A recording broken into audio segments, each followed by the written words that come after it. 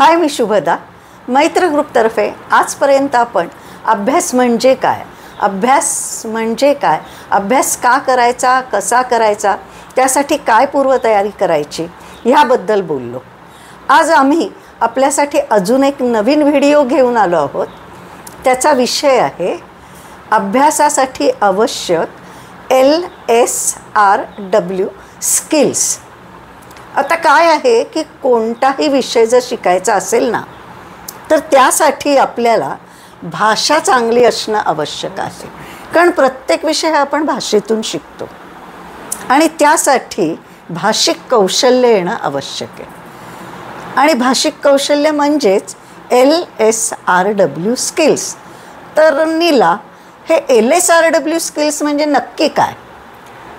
LSRW, L म्हणजे listening, S म्हणजे speaking, R म्हणजे रीडिंग आणि W म्हणजे रायटिंग. अगदी बरोबर. तर त्यातलं मला वाटतं आज आपण पहिलं स्किल घेऊया आणि ते म्हणजे लिसनिंग. लिसनिंग म्हणजे लक्षपूर्वक ऐकणे. म्हणजे आपण जर नीट लक्षपूर्वक ऐकलं ना, तरच आपल्याला तो विषय समजणार आहे.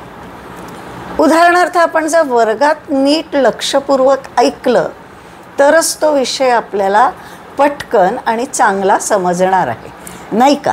हो, अगदी बरोबर आहे. आणि मला एक छोटंसं उदाहरण असं द्यावंसं वाटतं. इथे साधंच उदाहरण आहे की कॉलनीमध्ये समजा 10-15 मुलं बाहेर खेळत आहेत आणि त्यांचा गोंगाट आपल्या कानावर ऐकू येतो आहे.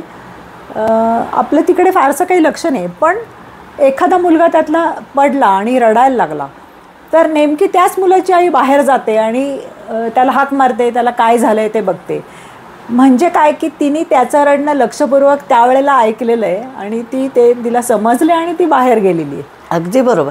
पण मी काय म्हणते की हे लिसनिंग स्किल वाढवण्यासाठी आपल्याला काय करता येईल? तर मुलांचं लिसनिंग स्किल वाढवण्यासाठी मुलांनी चांगल्या चांगल्या गोष्टी ऐकल्या पाहिजेत, मुलांना चांगल्या गोष्टी सांगितल्या गेल्या पाहिजेत, मुलांनी त्याविषयी प्रश्न विचारले पाहिजेत, वेगवेगळ्या विषयांवरचे पॉडकास्ट ऐकले गेले पाहिजेत, नंतर बातम्या ऐकल्या पाहिजेत. त्यामुळे काय होईल की त्यांचा शब्दसंग्रह वाढेल, लिसनिंग स्किल वाढेल. आणि मला असं वाटतं की रोज कंपल्सरी 7 ते 8 मिनटं प्रत्येकाने, म्हणजे विद्यार्थ्यांनी काहीतरी ऐकलंच पाहिजे, नाही का? नक्कीच. कारण त्यामुळे काय होईल, त्यांचा शब्दसंग्रह वाढणार आहे, त्यांचं ग्रामर चांगलं होणार आहे, त्यांचे उच्चार चांगले होणार आहेत. आणि त्यामुळे काय होईल की त्यांना जे मातृभाषा सोडून इतर विषय जे असतात की जर्मन असेल, नंतर इंग्लिश आहे, हिंदी आहे, संस्कृत आहे, हे जे विषय आहेत ते त्यांना लवकर शिकण्यास मदत होईल.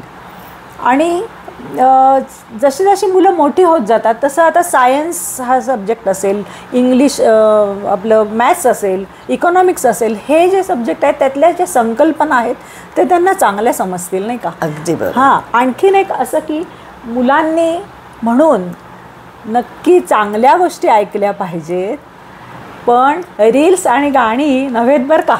आमचा व्हिडिओ आवडल्यास please like, share and subscribe. Thank you.